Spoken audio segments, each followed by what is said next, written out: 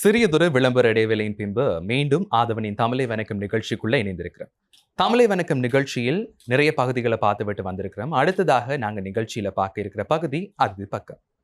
ஒவ்வொரு முறையும் எங்களுடைய அதிதி பக்கத்துல நிறைய கலந்துரையாடல் உங்களுக்காக நாங்க தந்துட்டு இருக்கிறோம். அந்த வகையில இன்றைய காலகட்டங்களில் கட்டாயமாக பேசக்கூடிய விடயம் அப்படின்னு சொன்னா உளவியல். ஒரு மனிதன் அப்படின்னு சொல்லும் போது உடல் அளவில் எந்த பிரச்சனை காணப்பட்டாலும் மன அளவு பிரச்சனை அதிகப்படியாக தான் காணப்படும். அதுவும் 2 மடங்கு அதிகமாக காணப்படுது தான் சொல்லலாம்.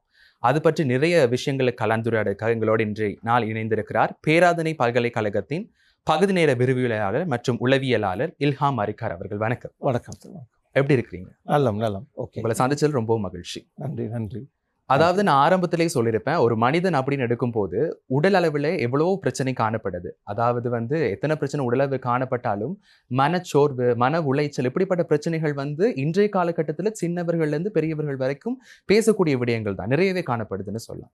முக்கியமாக முதலாவது கேட்க போகிற கேள்வி அப்படின்னு சொன்னால் இலங்கையை பொறுத்த மட்டிலும் இல்லை, உலக அளவில் இந்த சைக்காலஜி, அதாவது இந்த உளவியல் சம்பந்தப்பட்ட படிப்பு அதிகப்படியான மாணவர்கள் தேர்ந்தெடுப்புக்கான காரணம் என்னவா இருக்கும்? ஓகே, இன்று நீங்கள் சொன்ன மாதிரி இலங்கையிலையும் அதே போல் சர்வதேச மட்டத்திலையும் அதிகமான மாணவர்கள் இன்று அந்த சைக்காலஜி துறைக்கு படிக்கிறாங்க. அதுக்கு முக்கியமான காரணம் என்னவென்றால், அதாவது அதிகமான உளவியல் பிரச்சனைகள் வருடம் அதிகரித்து வருகிறது. உலக சுகாதார திணைக்களத்தின் அந்த ரிப்போர்ட் படி ஒவ்வொரு வருடங்களும் 2% அந்த பர்சன்டேஜ் கூடிக்கொண்டு வருது. அதாவது இன்னும் அதை நாம் டீப்பாக பார்ப்போமா இருந்தால், உதாரணத்துக்கு 10 பேரில் ஆரம்பத்தில் 10ல் ஒருத்தருக்கு தான் உளவியல் பிரச்சனை காணப்பட்டது.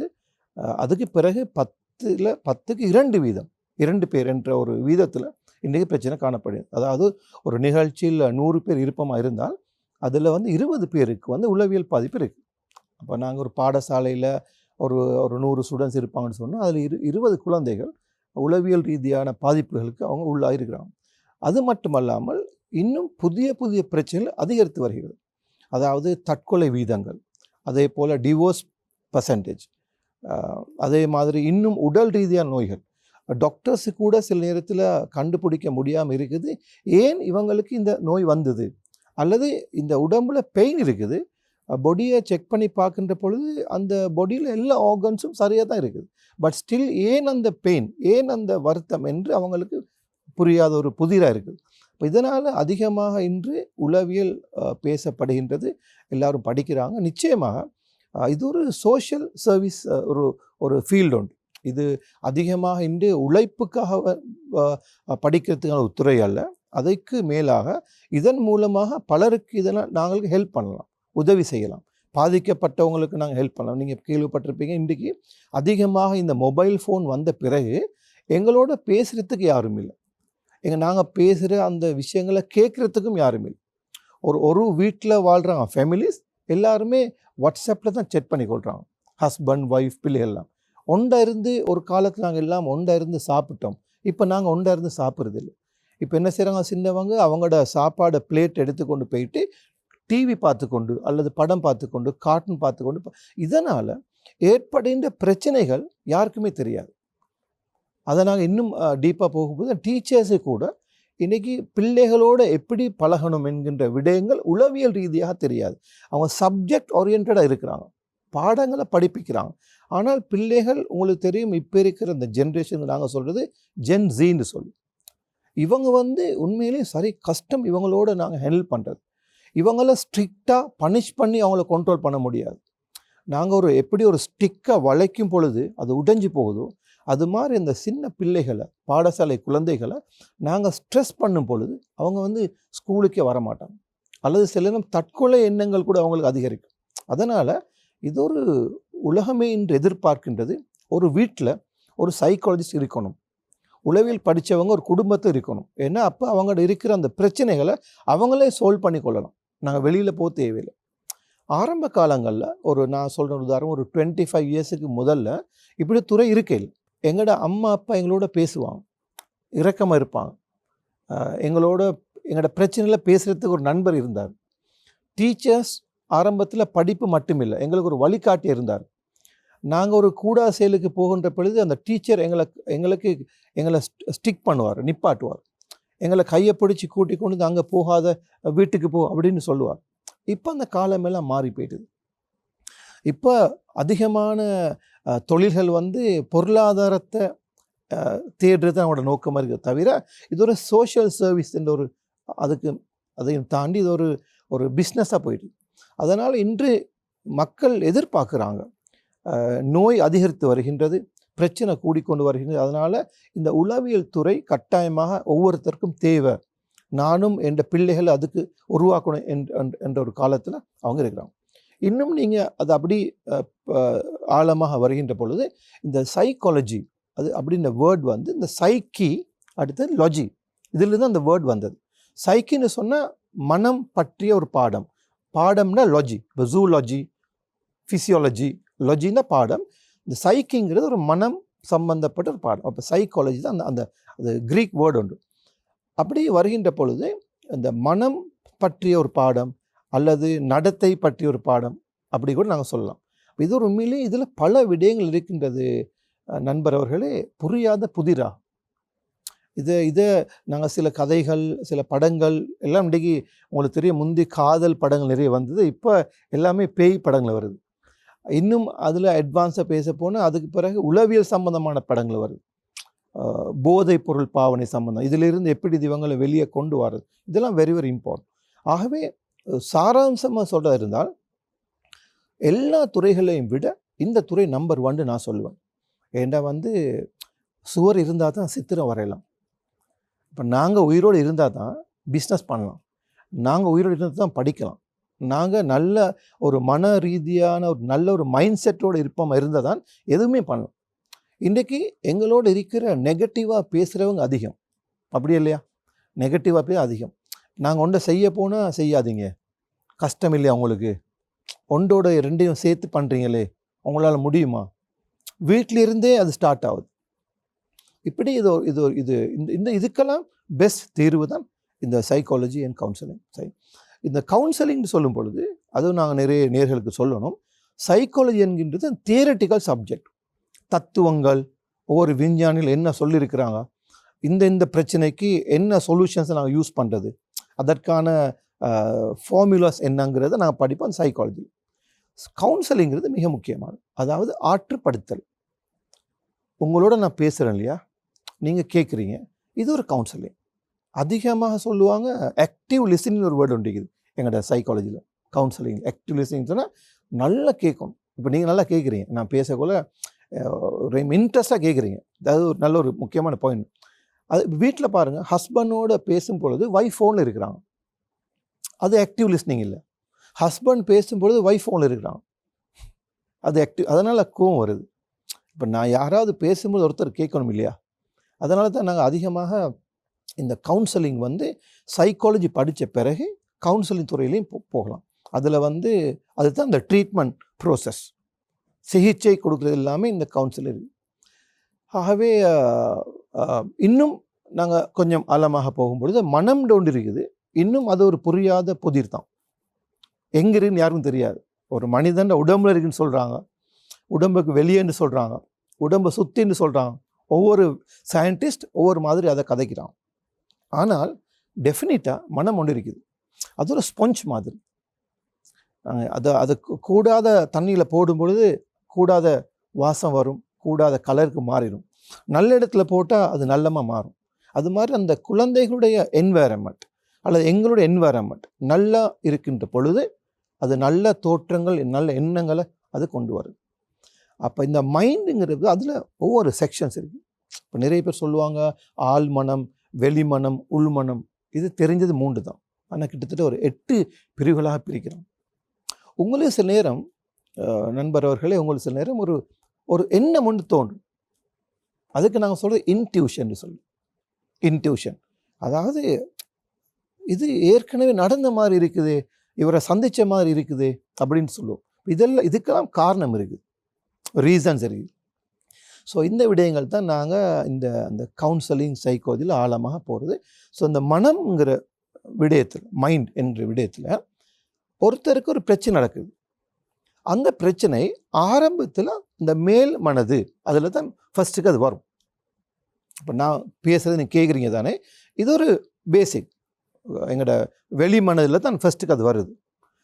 பட் அதை நீங்கள் யோசிக்கிறீங்க, ஏன் இவர் எனக்கு இப்படி சொன்னார், ஏன் இவர் என்ன ஏசுனார், இதுக்கு என்ன காரணம், இவருக்கு வேற தொடர்புகள் இருக்குமோ, அல்லது என்ன பழி வாங்குறாரா? யோசிக்க யோசிக்க யோசிக்க அந்த மேல் மனதில் இருந்த அந்த கரு புள்ளி அப்படியே ஆழ் மனதுக்கு வருது.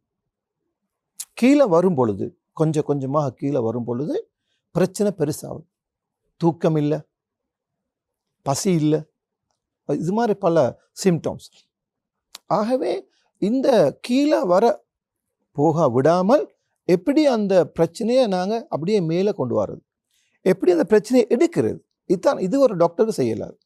அது முக்கியமாக நான் சொல்லணும். டாக்டர் படித்ததெல்லாம் நோய்க்கான ட்ரீட்மெண்ட்ஸ்.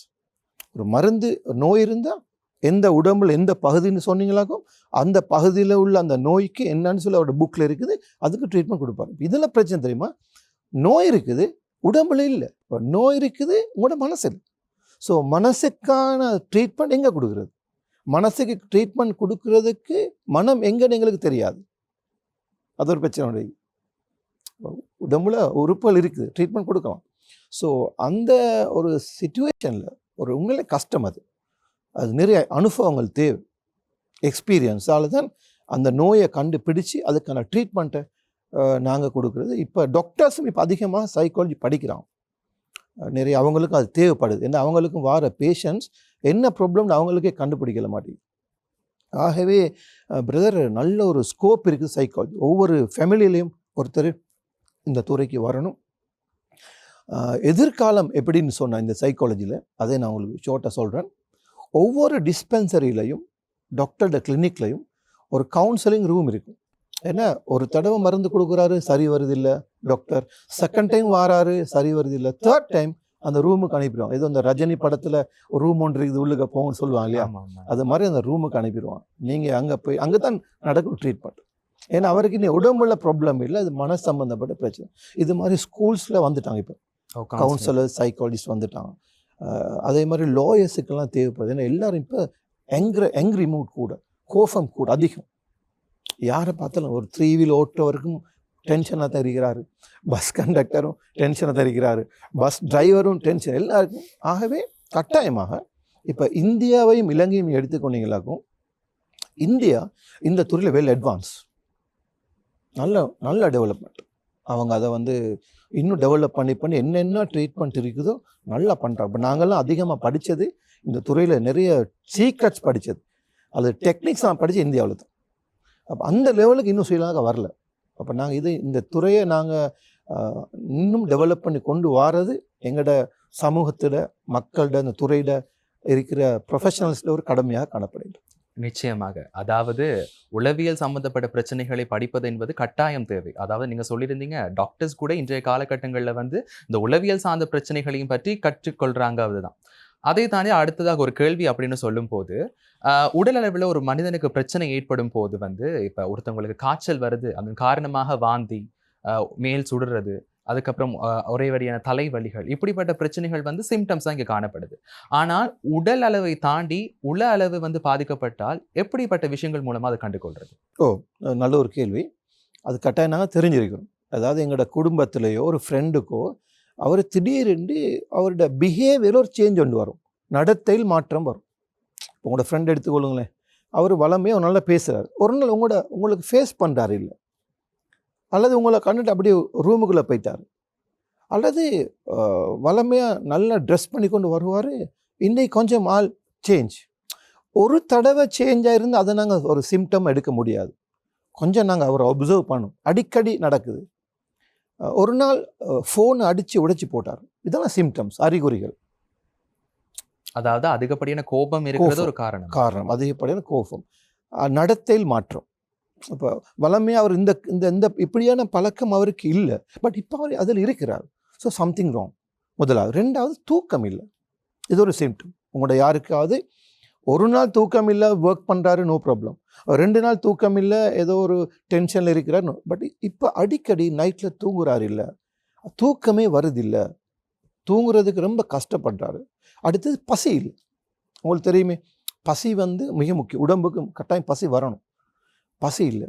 அடுத்து சில நேரத்தில் அந்த டென்ஷன் கூடி உடம்புலையும் சில மாற்றங்களை கொண்டு வரும். உதாரணமாக கை நடுக்கம், அது ஒரு சைக்காலஜிக்கல் டிஸார்டர். முடி கொட்டுதல், இந்த கண்ணை சுற்றி ஒரு கரு வளையம் ஒன்று இருக்கும், சில ஆண்களுக்கும் பெண்களுக்கும் இருக்கு. இதெல்லாம் வந்து சிம்டம்ஸ், இவர் உளவியலால் பாதிக்கப்பட்டு கொண்டு வருகிறார் அப்படின்ட்டு. இன்னும் அப்படி அதை நீங்கள் ஃபாலோ பண்ணி போனீங்களாக்கு வந்து இன்னும் நாங்கள் சொல்லலாம் வந்து க்ளீனாக இருக்க மாட்டார். அதாவது சொல்லுவார், இப்போ நான் குளிச்சு 5 நாள் ஆகுது, எனக்கு குளிக்கிறது கஷ்டம், தண்ணியை கண்டாலே அவர் கொஞ்சம் அலர்ஜிக் மாதிரி பயம். முந்தியெல்லாம் நல்லா எலும்பி மார்னிங் எலும்பி அழகாக குளித்து உடுத்தி கொண்டு போவார். இதெல்லாம் வந்து இப்படி இப்போ ஆரம்ப காலங்களில் இந்த சிம்டம் ஒரு 5-10 இருந்தது, இப்போ கிட்டத்தட்ட 25-30 சிம்டம்ஸ் வந்துட்டு. அதில் சொல்கிறாங்க ஹெலுசினேஷன், இலூஷன் சொல்லுவாங்க, அதெல்லாம் சிம்டம். உதாரணத்துக்கு நீங்கள் வீட்டில் இருக்கிறீங்க, உங்களோட அப்பா இறந்து 20 years ஆகுது. இப்போ உங்களோட அப்பா சொல்லுவார், இந்த வந்திருக்கிறாரே எங்களோட அப்பா அப்படின்ட்டு. பார்த்தா ஒருத்தரும் இல்லை. இது ஒரு ஹெலுசினேஷன் சொல்கிறது, அதாவது புலத்தோற்றம், இல்லாத ஒன்றை இருக்கிற மாதிரி கதைக்கிறது. இதெல்லாமே சைக்காலஜிக்கல் டிஸார்டர்ஸ். அடுத்து வந்து சொல்லுவாங்க வந்து இந்த இருட்டுக்குள்ளே போக பயம். கொமனாக ஒன்று இருக்குது, இருள் என்றால் பயம் இருக்குது.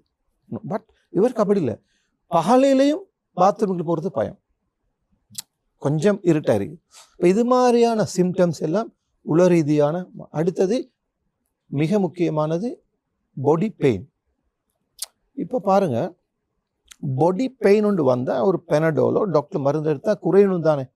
இப்போ அந்த பெயின் முதலாவது கழுத்தில் இருந்த பெயின் இப்போ கைக்கு வந்திருக்கு, கையில் இருந்த பெயின் காலுக்கு வந்திருக்கு, காலில் இருந்த பெயின் இப்போ தலைக்கு வந்திருக்கு. ஸோ இது வந்து சைக்கோசோமட்டோஃபோம் டிஸார்டர்னு சொல்லுவாங்க. அதாவது வந்து ஒரு உளவியல் ரீதியான ஒரு நோய் ஒன்று தான்.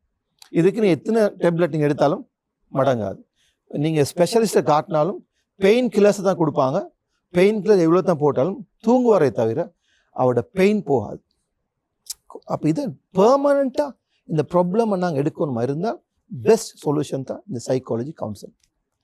இவருக்கு இப்போ இதில் நீங்கள் கேட்கலாம், அப்படி என்ன இதில் பண்ணுறீங்க அப்படின்னு சொல்லி.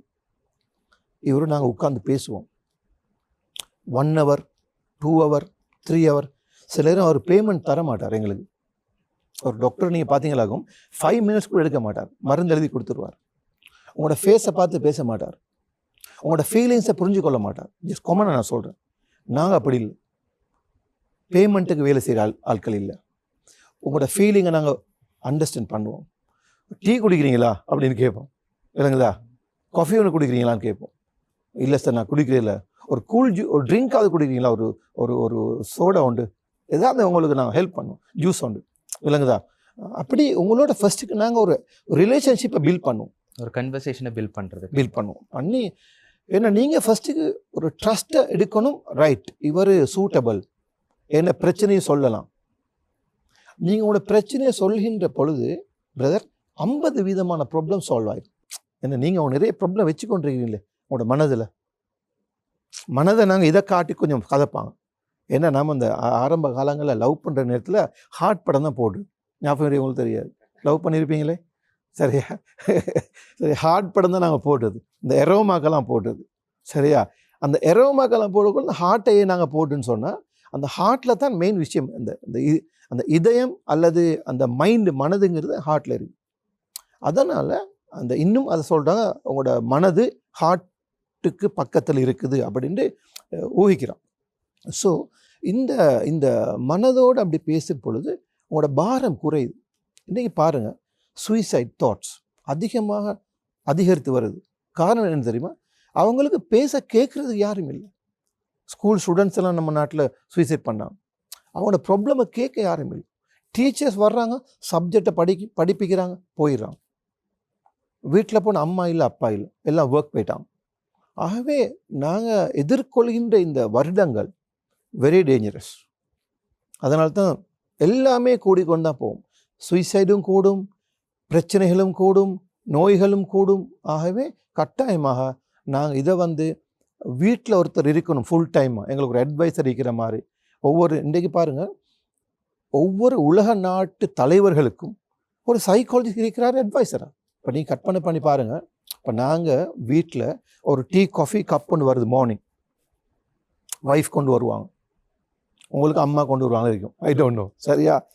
இந்த காஃபி கப் எடுத்து நாங்கள் குடிக்கிற நேரத்துலையே வைஃப் சொல்லுவா, இங்கே 10ஆம் தேதி ரெண்ட் கொடுக்கணும். ரைட். அடுத்த சிப் குடிக்கின்ற பொழுது 12ஆம் தேதி ஃபீஸ் கட்ட இருக்குது பிள்ளைக்கு. ஓகே நான் அந்த டைம் பார்ப்போம். அப்போ ஸ்டார்டிங்லேயே எனக்கு மார்னிங்லேயே நடக்குது. அப்படி இல்லை எங்களோட ஒய்ஃப், சரியா? பொதுவாக அதிகமாக வீட்டில் அம்மா ஒய்ஃப் ரிமைண்ட் பண்ணுவாங்க, போகும்பொழுது அதை வாங்கி கொண்டு போகிறோம். அப்போ இப்போ இந்த நேரத்தில் நாங்கள் டென்ஷனாக தான் வெளியே போகிறோம். அப்போ இது எங்களுக்கு எப்படின்னு சொன்னோம், கற்பனை பண்ணி பாருங்கள், ஒரு நாட்டு தலைவர் எவ்வளோ ப்ராப்ளம்ஸ். ஸோ ஒவ்வொரு நாட்டு தலைவர்களுக்கும் கட்டாயமாக சைக்காலஜி இருக்கணும். நம்ம நாட்டில் என்ன நடக்குது தெரியாது, பல நாடுகள் இருக்குது. ஒவ்வொரு ஆக்டர்ஸுக்கும் இருக்கிறாங்க, ஒவ்வொரு விஐபிக்கும் இருக்கிறாங்க. என்ன மார்னிங் அவர் என்ன செய்வார், நீங்கள் ஜஸ்ட் கற்பனை பண்ணி பாருங்கள். நீங்கள் மார்னிங் எனக்கு ஒரு கால் அடிங்க, நாங்கள் பட் சில நாங்கள் ஒர்க் பண்ணுறோம், பெரிய விஐபிஸ். என்னதுமா பண்ணுவோம், நீங்கள் யார் தெரியுமா, உங்களோட பேக்ரவுண்ட் என்ன தெரியுமா, நீங்கள் இந்த நாட்டுடைய தலைவர், உங்களை நம்பி இத்தனை லட்சம் மக்கள் வாக்கு போட்டிருக்கிறாங்க, இத்தனை சின்ன குழந்தைகள் உங்களை நம்பி இருக்கிறாங்க. ஸோ உங்களோட ஸ்பீடை டபுள் ஆக்கி நீங்கள் வேலை செய்யணும். எந்த சேலஞ்ச் வந்தாலும் உங்களுக்கு ஃபேஸ் பண்ணலாம். ஏன் தெரியுமா, உங்களோட அப்பா இப்படிப்பட்டவர், உங்களோட அம்மா இப்படிப்பட்டவர். ஒரு உற்சாகத்தை கொடுப்போம். இதுக்கு நான் சொல்கிறது வந்து பாசிட்டிவ் தாட்ஸ், அது ஒரு தனி சப்ஜெக்ட், ஒரு பேசலாம். பாசிட்டிவ் எனர்ஜி, அது ஒரு தனி சப்ஜெக்ட். சொல்லுவாமே, இந்த இடத்துக்கு போனால் எனக்கு ஒரு நல்ல ஒரு வைப்ஸ் கிடைக்கிது சொல்லுவாங்களே, நல்லா இருக்குது. இதெல்லாம் சப்ஜெக்டில் உள்ளது. இதெல்லாம் நிறைய சைக்காலஜி படித்தவங்களுக்கு தெரியாது. கலர் தெரப்பின்னு ஒன்று இருக்குது.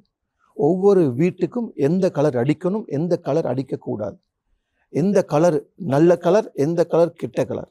ஒருத்தர்கிட்ட பிடிச்ச கலர் இதுவாக இருந்தால் ஏன் அவருக்கு அந்த கலர் பிடிக்கும்னு எங்களுக்கு தெரியும். இப்போ உங்களோட ஃபேவரட் கலர் ஒரு கலர் இருக்குமே, நான் கேட்க மாட்டேன், டோன்ட் வரி, சரியா? அந்த கலர் ஏன் உங்களுக்கு பிடிக்கும் எனக்கு தெரியும். அந்த அவங்க கலரை கேட்டே நாங்கள் அதுக்கு நாங்கள் கலர் தெரப்பி. இதெல்லாம் எங்களோட சப்ஜெக்டில் ஒரு முக்கியமான ஒரு ஒரு ஒரு ஒரு ட்ரீட்மெண்ட் மெத்தடாலஜிஸ்.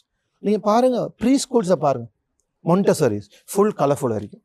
ஏன்னா அவங்களோட மைண்ட் செட்டுக்கு ஏற்ற மாதிரி தான் அந்த கன்செப்டை வச்சிருக்கிறோம். அது மாதிரி இறைவன் படைப்பு எடுத்துக்கோங்களேன், வானம் என்ன கலர்னு பாருங்கள், கடல் நீரை பாருங்கள், ப்ளூ.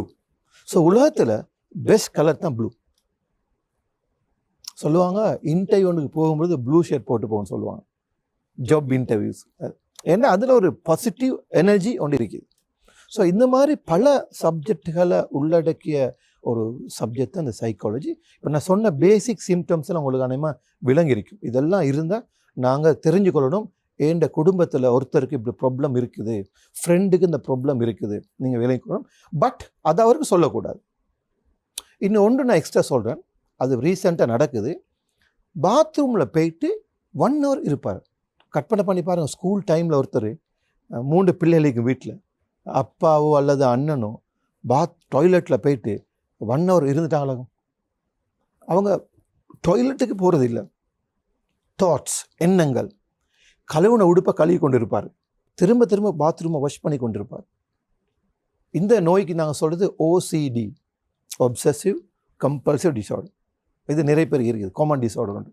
கதவை மூடணுமா இல்லையா டவுட், ஒருக்கா டவுட் வரலாம். பட் திரும்ப அவர் இங்கேருந்து போயிட்டார், திரும்ப வீட்டுக்கு கால் பண்ணி கேட்குறாரு, கொஞ்சம் கதவை செக் பண்ணிக்கொள்ளுங்க, அயன் பாக்ஸை நான் ஆஃப் பண்ணணும் தெரியாது.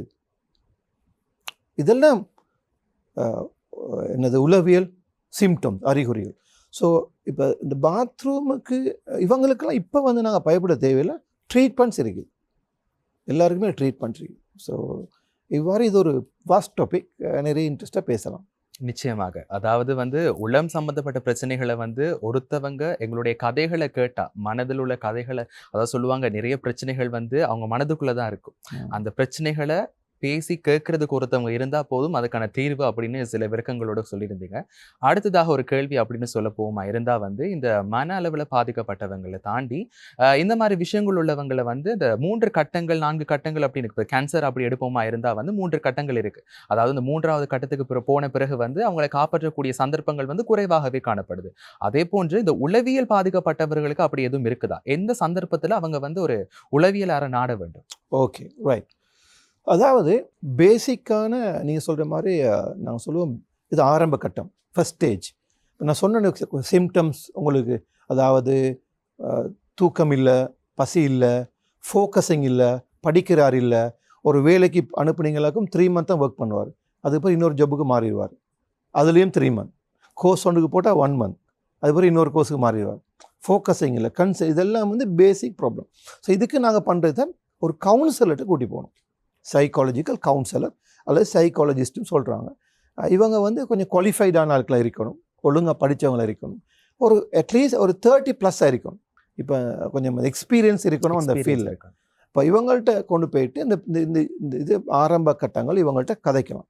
கதைச்சால் இவங்க என்ன பண்ணுவாங்கன்னா ஒரு ட்ரீட்மெண்ட் ஒன்று கொடுப்பாங்க, கவுன்சிலிங் ஒன்று உங்களுக்கு செய்வாங்க, இப்படி பண்ணுங்க அப்படி பண்ணுங்கன்னு சொல்லி சில ஐடியாக்கள் கொடுப்பாங்க. நாங்கள் பேசுவோம். அடுத்த கட்டம் இருக்குது, அவர் கொஞ்சம் சிவியராக போயிடுவார், பிளேடால் கைகளை வெட்டுவார், என்ன வேறு யாருக்கும் அடிக்க வருவார், அட்டாக் பண்ணுவார், யாரும் போனால் கூடாத வார்த்தைகளை திட்டுவார். ஸோ இந்த கட்டணம் அவரை நாங்கள் வீட்டில் லாக் பண்ணி தான் வச்சுருப்போம். சில வீடுகள் உங்களுக்கு தெரியுமோ தெரியாது, இலங்கையில் யுத்தம் நடந்த காலகட்டத்தில் இது அதிகமாக நடந்தது. அது அவங்க யுத்தத்தில் பாதிக்கப்பட்ட அந்த நிகழ்வுகளை அவங்க நேரடியாக கண்டாங்க. இதனால் மனம் பாதிக்கப்பட்டு ஒரு குடும்பத்தில் ஒருத்தர் இருந்தாங்க அந்த காலங்களில் வீட்டில் லாக் பண்ணி, மென்டல் டிஸார்டர் நாங்கள் சொல்லுவோம். அது சைக்காலஜி வேர்டு வந்து ஸ்கிசோஃபேனியா எங்களோட பாசையில், நம்ம சொல்லுவோம் மென்டல்னு சொல்லி உங்களோட பாசையில். பாவம், உண்மையிலே நாங்கள் ஏன் பாவம்னு சொல்ல தெரியுமா? நஃபர் பிரச்சனை இல்லை, அவர் நல்லவர் தான், அவர் ஏற்ப நோயால் அப்படி வந்திருக்கிறார். நாங்கள் சொல்லுவோம் person is not the problem, problem is the problem. அப்படி தானே? இப்போ நீங்கள் அக்ரெசிவ் ஆகுறது காரணம் உங்கள்கிட்ட பிரச்சனை இல்லை, உங்களுக்கு நடந்த அந்த பிரச்சனையில் நீங்கள் அக்ரெசிவ் ஆகிறீங்க. ஸோ நாங்கள் அப்படி தான் ஒரு நோயாளியை பார்க்குறோம், ஒரு கிளைண்ட். அப்போ நோயாளி நாங்கள் சொல்கிறது கிளைண்ட், நல்ல வேர்டு வச்சுருக்கிறான். டாக்டர் சொல்லுவார் பேஷண்ட்டு சொல்லி சீல் அடிச்சிடுவாங்க, புக் ஒன்று போட்டுக்கோங்க, க்யூவில் நில்லுங்க, பாட்டில் கொண்டு வாங்க, அதை எடுத்து. நாங்கள் அப்படி பார்க்க மாட்டோம். ஏன்னா எங்கள்கிட்ட பார்வையில் அவர் ஒரு சாதாரண கிளைண்ட், சேவை நாடி வெரி சூன் அவரை நார்மல் கொண்டு வரலாம். எப்படிப்பட்ட பிரச்சனை உள்ள ஒரு மென்டல் கேஸையும் நாங்கள் ஹெல்ப் பண்ணுவோம் வித் த எக்ஸ்பீரியன்ஸ். இப்போ எனக்கு 20 years எக்ஸ்பீரியன்ஸ். அப்போ நாங்கள் வந்து சேலஞ்ச் எடுப்போம். இப்போ எங்களோட டீம் ஒன்று இருக்கிறாங்க, எனி டிஸார்டர் 10 வருஷத்துக்கு மேற்பட்ட மென்டல் டிஸார்டரையும் நாங்கள் கியூர் பண்ணலாம். ஸோ நீங்கள் கேட்ட கேள்வியில் அடுத்த சப்ஜெக்ட் தான் சில அந்த சிவியர் கேஸ், அடிக்கிறாரு, பேச முடியாது, ஸ்ட்ரெஸ் அடிக்கிறாரு, அவங்களுக்கு வாங்கலேன் உட்காருங்க, என்ன பிரச்சனை உங்களுக்குன்னா நாங்கள் கேட்கல, அது அடிப்பார். ஸோ நாங்கள் இவங்களுக்கு பண்ணுற மெத்தட் என்னன்னு சொன்னால் அட்வைஸ் பண்ணுவோம், ஒரு சைக்காட்ரிக் டாக்டருக்கு அப்பாயின்மெண்ட் எடுத்து ட்ரீட்மெண்ட் செய்யுது. அப்போ அவரை வந்து கூட்டி கொண்டு போகணும் ஒரு சைக்காட்ரிக் இங்கிலீஷ் டாக்டர். இப்போ அந்த ஃபீல்டு வேறு, எங்களோட ஃபீல்டு வேறு. இப்போ நாங்கள் அவருக்கு ரிஃபர் பண்ணுவோம், நோட் ஒன்று கொடுப்போம் அந்த டாக்டருக்கு. டாக்டர் இன்ன பிரச்சனை இவருக்கு இருக்குது, இவருக்கு லுக் லைக் ஸ்கிசோஃபேனியா, கொஞ்சம் ட்ரீட்மெண்ட் தாங்க. அவர் கேப்சியூல்ஸ் கொடுப்பார், மெடிசின் கொடுப்பார். இப்போ நாங்கள் மெடிசின் கொடுக்குறது இல்லை, எங்களோட தெரப்பிஸ்ட் மெடிசின் கொடுத்து அவரை கொஞ்சம் ஹார்மோன் பேலன்ஸ் பண்ணி அவரை நோர்மலுக்கு கொண்டு வருவார். 50% நோர்மலுக்கு கொண்டு வந்த பிறகு நாங்கள் அடுத்து எங்களோட ட்ரீட்மெண்ட்டை ஸ்டார்ட் பண்ணுவோம். ஏன்னா இங்கிலீஷ் மெடிசின்ஸ் நீண்ட காலம் பாவிக்கக்கூடாது, அதனால் அதை நாங்கள் பெரலெல்லாம் அவரோட அதே நேரம் இதே மாதிரி ஒரு கேள்வி ஒருத்தர் இன்னொரு நிகழ்ச்சியில் கேட்டிருந்தாங்க, என்னென்னா சார் எங்களோட ரிலேஷனை அவரை கூட்டி கொண்டு போக முடியாது டாக்டரில், ஏன்னா டாக்டருக்கும் அடிக்கிறார், ஆட்டோவிலே ஏற்றவே முடியாது சார், அக்ரெசிவ். இந்த நேரத்தில் நீங்கள் என்ன பண்ணணும்னு சொன்னால் நீங்கள் அப்பாயின்மெண்ட் போடுங்க டாக்டர்கிட்ட, சைக்காட்ரிக் டாக்டர் ஹாஸ்பிட்டல்ஸில் இருக்காங்க. அவங்கள்ட்ட பிரச்சனையை சொல்லி அவர் டேப்லெட் கொடுப்பார், அவருக்கு கொடுக்குறதுக்கு பேஷண்ட் தேவையில்லை, அந்த டேப்லெட்டை கொடுக்கலாம் நோயாளிக்கு. அப்போ இன்னொரு கேள்வி கேட்குறாங்க, அவர் டேப்லெட்லாம் போடுறாரு இல்லை, இதெல்லாம் முக்கியமான விஷயங்கள். போடாத ஒருத்தர் எப்படி டேப்லெட் நான் கொடுக்குறது? அதுக்கு நாங்கள் சொல்கிறது, டோன்ட் வரி, டீயில் மிக்ஸ் பண்ணி கொடுங்க, ஃபுட்டில் மிக்ஸ் பண்ணி கொடுங்க, காஃபியில் மிக்ஸ் பண்ணி கொடுங்க, வாட்டரில் மிக்ஸ் பண்ணி கொடுங்க, எப்படியாவது அந்த டேப்லெட் கொடுத்தே ஆகும். நிறைய பேர் கவலை என்ன தெரியுமா, சில ஆட்கள் ஹோப் இழந்துருவாங்க. ஏண்ட பிள்ளை இப்படி ஆவிட்டான், மென்டலாக போயிட்டான், இப்படி ஆவிட்டான். ஒரு நாளும் நீங்கள் ஹோப் இழக்கக்கூடாது. ஏண்டா நாங்கள் முதலாவது நம்புறது கடவுளை. எல்லாருமே ஹோப்பை நாங்கள் இழந்துட்டா எங்களுக்கு ட்ரீட்மெண்ட்டுக்கு போகலாது. அதனால் ஹோப்போடு இருக்கணும் கடைசி வரைக்கும். 20 வருடம் ட்ரீட்மெண்ட் செஞ்சு சுகமான ஆட்கள்லாம் இருக்கிறாங்க. கட்டாயமா. அதாவது அடுத்ததாக ஒரு கேட்கக்கூடிய கேள்வி ஒரு பொதுவான கேள்வி, அனைத்து நேயர்களும் கட்டாயமாக தெரிந்து கொள்ள வேண்டிய கேள்வி. அதாவது உளம் பாதிக்கப்பட்டால் உடலும் பாதிக்கப்படும்? இதுவும் ஒரு நல்ல ஒரு கேள்வி. ஆரம்ப கட்டங்களில் உளம் பாதிக்கப்பட்டால் உடல் பாதிக்கப்படாது. ஒரு சின்ன ஒரு ட்ரீட்மெண்ட்டால், கவுன்சிலிங்கால், சிகிச்சையால் நோம்பலை கொண்டு வரலாம். ஆனால் நாங்கள் எடுத்துக்கொள்வோம், நாள் போக போக போக நான் சொன்ன அந்த கருப்புள்ளி அது அப்படியே கீழே போகுது. கீழே போக போக அது ஆள் மனதுக்கு போகும். கீழே போக போக போக பிரச்சனை கூடும். ஸோ இந்த நேரத்தில் டிசீஸை கொண்டு வரும். என்ன அதாவது உடல் ரீதியான நோய்கள் கொண்டு வரும். நாங்கள் பார்ப்போம், தலையடி, ஹெடேக், பேக் பெயின், ஆத்தரைட்டிஸ், மூட்டு வலி. உங்களுக்கு தெரியுமா, நாங்கள் அதிகமாக பேசுகிற டயபெட்டிக்.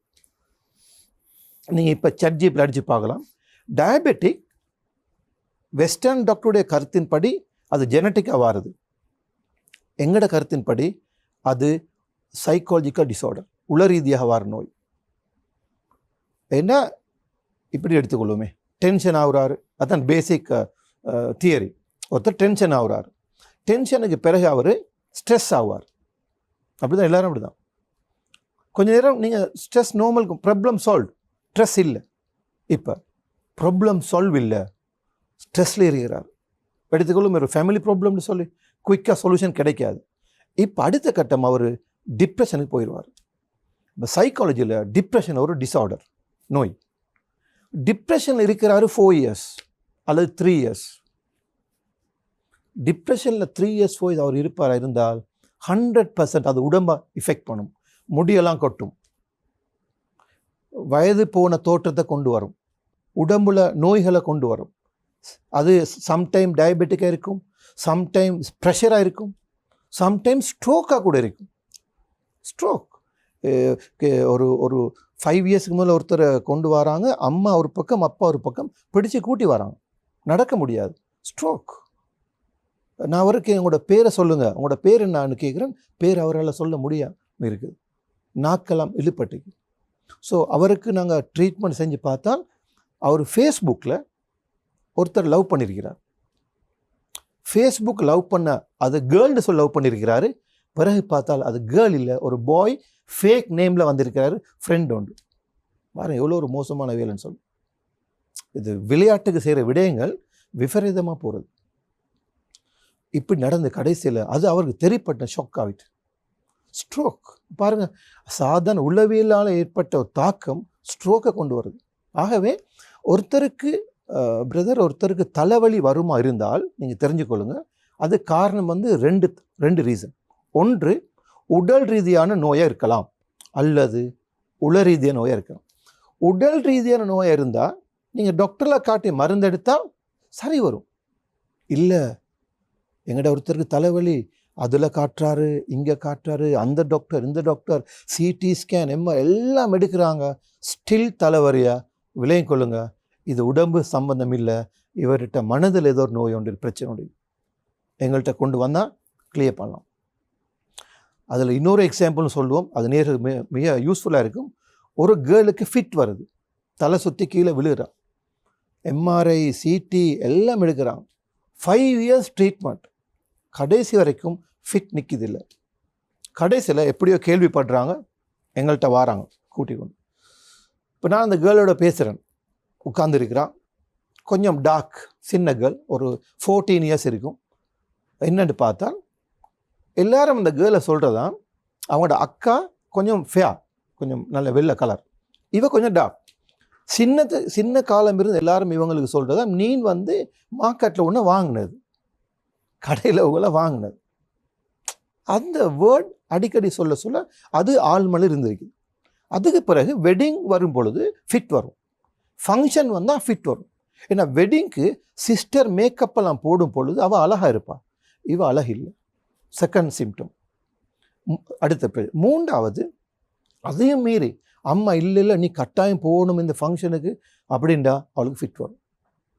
இதெல்லாம் நாங்கள் வச்சு பேசி மேபி ஒரு 2-3 மந்த் நோயை நான் குணமாக்கணும். இப்போ அவங்களுக்கு எந்த ஃபிட்டும் வாரதில்லை, மெரி பண்ணி இப்போ அவங்க சந்தோஷமாக இருக்கிறோம். ஏன்னா அவங்களோட பேசும் பொழுது நாங்கள் அவங்களோட ப்ராப்ளமை கண்டுபிடிக்கிறோம். அவள் அழுகிறா. சில பேஷண்ட் இருக்கிறாங்க, சில கிளைண்ட் எப்படி தெரியுமா அழுவாங்க, நீங்கள் வெளியே ஓடிடுவீங்க, அப்படி சத்தம். அந்தளவு இமோஷன்ஸ் அவங்களோட மனதுள்ளுக்கு எல்லாம் வெளியே வரும்.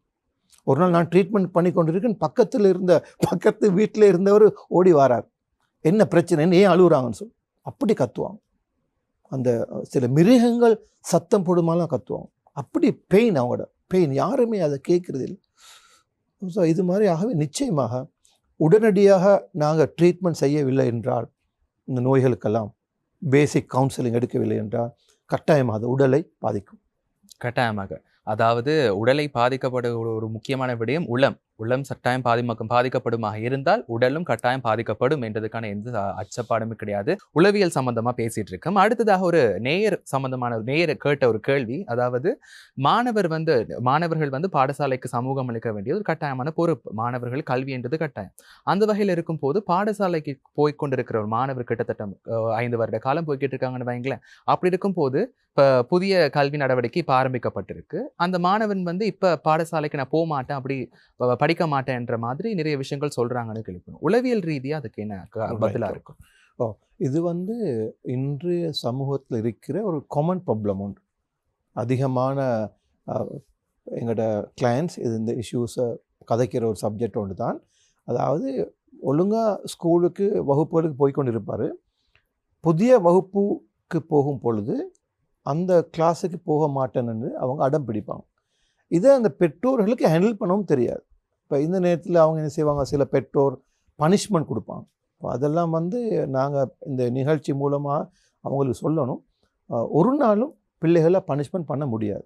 நான் இது முதல்ல சொன்ன மாதிரி இப்போ இருக்கிற ஜென்ரேஷன், இப்போ உங்களோட காலத்தில் எங்களோட காலத்துலலாம் அம்மா அப்பா எங்களை அடித்தாங்க, டீச்சர்ஸ் அடித்தாங்க, பிரச்சனை இல்லை. ஆனால் இப்போ இருக்கிற ஜென்ரேஷன் வந்து கார்ட்டூன் மயமாக உருவாக்கப்பட்ட ஆட்கள், எல்லாம் வந்து டிஜிட்டலில் உருவாக்கப்பட்ட ஆட்கள். அதனால் இவங்க வந்து பனிஷ்மெண்ட் கொடுத்தால் இம்மீடியட்டாக ரெஸ்பான்ஸ் பண்ணுவாங்க. அந்த ரெஸ்பான்ஸ் வெரி டேஞ்சராக இருக்கும். அதை வந்து முதலாவது டீச்சர்ஸ் விளங்கணும். அதை நான் அடிக்கடி சொல்கிற ஒரு விடயம், கட்டாயமாக ஒவ்வொரு டீச்சரும் சைக்காலஜி அல்லது சைல்டு சைக்காலஜி படிக்கணும். படிக்காமல் அடுத்து ஃப்யூச்சரில் டீச் பண்ண முடியாது. இவ்வளோ காலமும் டீச் பண்ணியிருப்பாங்க, ஃப்யூச்சரில் டீச் பண்ண முடியாது. ஒவ்வொரு ப்ரீ ஸ்கூல் டீச்சர்ஸும் இந்த சைக்காலஜியை படிக்கணும், ஸ்பெஷலாக சைல்டு சைக்காலஜி. ஸோ இந்த அம்மா அப்பா ஃபோர்ஸ் பண்ணிடலாம். சில நேரம் 3 வீலில் ஏற்றி விடுறது, ஸ்கூல் வேனில் ஏற்றி விடுறது, அல்லது நான் ஒருத்தர் சொல்கிறாரு, இந்த அந்த அங்கிளை கூப்பிடு, அங்கிள் பிடிங்க, எல்லோரும் சேர்ந்து பிடிங்கன்னு சொல்லி எல்லோரும் பிடிச்சி அவரை ஃபோர்ஸ் பண்ணி ஸ்கூலுக்கான, இதெல்லாம் வெரி பேட் மெத்தட்ஸ். முதலாவது அந்த அம்மா அப்பா தெரியணும், ஒழுங்காக இவ்வளோ காலமாக பாடசாலைக்கு போன அந்த பிள்ளை ஏன் இப்போ போகிறார் இல்லை, கொஞ்சம் யோசிக்கணும். நான் ஒவ்வொரு உதாரணங்களும் சொல்லிட்டு வரேன். முதலாவது, சில நேரம் பாடசாலையில் இருக்கிற அந்த செக்யூரிட்டி அல்லது அங்கே இருக்கிற யாரோ ஒரு நபர் அந்த ஒரு மிஸ்பிஹேவ் பண்ணியிருக்கலாம், அல்லது ஏசி இருக்கலாம், அல்லது பயங்காட்டி இருக்கலாம் ஒரு நாள், மேபி. அது முதலாவது நாங்கள் எடுகோலை எடுக்கலாம். செகண்ட், ஸ்கூல் வேன் அதில் இருக்கிற ஒரு பிள்ளை, வேறு ஸ்கூல் பிள்ளைகள் வருவாங்களே, அந்த பிள்ளைய ஒரு பேட் டச் அல்லது ஒரு பயங்காட்டுது, அல்லது ஸ்கூல் வேன் டிரைவர் மிஸ்பிஹேவ், அல்லது ஒரு ஏதோ ஒன்று உங்களுக்கு விளங்க சொல்லுவாங்க. ஏன்னா நிறைய ஓப்பனாக பேச முடியாது, ஏன்னா இதில் எதிர்ப்புகள் எல்லாம் வரும் கடைசியில். அதனால் 100% அவங்கள குறை சொல்ல இல்லை, இதெல்லாம் நாங்கள் எடுக்கலாம். இதெல்லாம் நாங்கள் ஒரு அம்மா அப்பா கேர்ஃபுல்லாக இருக்கணும். எங்களோட உலகத்தில் சொத்துங்கிறது கடையோ வீடோ வாகனமோ இல்லை, சொத்துங்கிறது எங்களோட பிள்ளைகள் தான். இவங்களை எப்படி ஒழுங்காக நாங்கள் அடுத்த பரம்பரைக்கு உருவாக்கி அனுப்பணும். அதுக்கு பெரிய சேலஞ்சஸ் இப்போ இருக்குது, வெரி ஹார்ட். இந்த எங்களோட இந்த 2025 2026 வெரி டேஞ்சரஸ் சுச்சுவேஷன். இன்னும் வர வர வர்ஸ். இப்போ உங்களோட காலத்தில் எங்களோட காலத்தில் நாங்கள் ஃபோனே கையில் எடுத்ததில்லை படிக்கிற காலத்தில். இப்போ படிக்கிற பிள்ளை 5ஆம் பிள்ளைக்கெல்லாம் ஃபோன் இருக்குது, அதுவும் ஸ்மார்ட் ஃபோன். அப்போ ஆகவே வெரி பேட் சுச்சுவேஷன் இருக்குது. ஸோ மூன்றாவது ஒரு எடுகோள், இப்போ ஒழுங்காக பாடசாலைக்கு போன அந்த குழந்தை ஏன் இப்போ போகிறாயில்ல புது கிளாஸுக்கு, அதை நீங்கள் பார்க்கணும். ஸோ அந்த கிளாஸில் உள்ள யாராவது பிள்ளைகள் ஏதாவது பண்ணியிருக்கலாம் இந்த பிள்ளைக்கு, அல்லது அங்கே உள்ள ஒரு கிளாஸில் இருக்கிற இன்னொரு ஸ்டூடெண்ட் இந்த பிள்ளையோட பேரண்ட்ஸை பற்றி ஏதாவது கதைச்சிருக்கலாம். இறுதியாக நாங்கள் ஒரு எடுகோள் எடுக்கணும், அந்த புதுசாக வந்த டீச்சர். இந்த புது கிளாஸ் தானே நீங்கள் சொல்கிறீங்க, புதுசாக உள்ள கிளாஸ். அப்போ இது வரைக்கும் உள்ள கிளாஸில் இருக்கும்பொழுது ப்ராப்ளம் இல்லை. அதே ஸ்டூடெண்ட் தான் இந்த கிளாஸுக்கு மாறி வந்திருப்பாங்க. இப்போ நாங்கள் எல்லாம் ஒரு கிளாஸ் இருக்கிறோம், நெக்ஸ்ட் கிளாஸுக்கு நாங்கள் எல்லோரும் போகிறோம்னு சொன்னால் கட்டாயமாக எல்லா ஸ்டூடெண்ட்ஸும் அதுக்கு வருவாங்க. அப்போ அப்படி இருந்தும் இந்த கிளாஸுக்கு போகிறார்கள்னு சொன்னால் ப்ராப்ளம். ஆகவே இது பெரும்பாலும் டீச்சருடைய ஏதாவது ஒரு நடத்தை ப்ராப்ளமாக இருக்குது. நடத்தைன்னு சொன்னால் டீச்சிங் மெத்தடாலஜி, பிள்ளைகளை அதட்டுறது, வார்னிங் கொடுக்குறது, அடிக்கிறது. இப்போவெல்லாம் அவங்களுக்கு தெரியுமோ தெரியாது, நீங்கள் இந்த ஒரு லோ சப்ஜெக்டும் அதையும் நாங்கள் ஒரு அவேர்னஸ் ஒன்று கொடுக்கணும். இந்த டீச்சர் ஒரு பிள்ளைக்கு அடிக்கிறதால ஏற்படுற விபரீதங்கள் யாருக்கு? டீச்சருக்கு. அதெல்லாம் புது ரூல்ஸ் வந்துருக்குது. ஆகவே இதெல்லாம் மக்கள் அவேர்னஸ் கொடுக்கணும். ஸோ அல்லது ஏதோ ஒரு இப்போ நாங்கள் முந்தி கேள்விப்பட்டிருக்கிறோம், நீங்கள் ஹோம்ஒர்க்கை செய்யாட்டி தலை கீழே கட்டி ஃபேனில் உங்களால் தொங்க விடுவோம். இது நாங்கள் வளமையாக கேட்ட ஒரு கதை. நீங்கள் ஹோம்ஒர்க் பண்ணாட்டி எங்களோட டீச்சர், இதை நாங்கள் யாரும் ஒரு சீஸ் எடுக்கல. இப்படியான ஒரு கதையை அந்த டீச்சர் சொல்லியிருந்தா கூட இந்த மாணவன் அப்படி செஞ்சுருக்க மாட்டார்.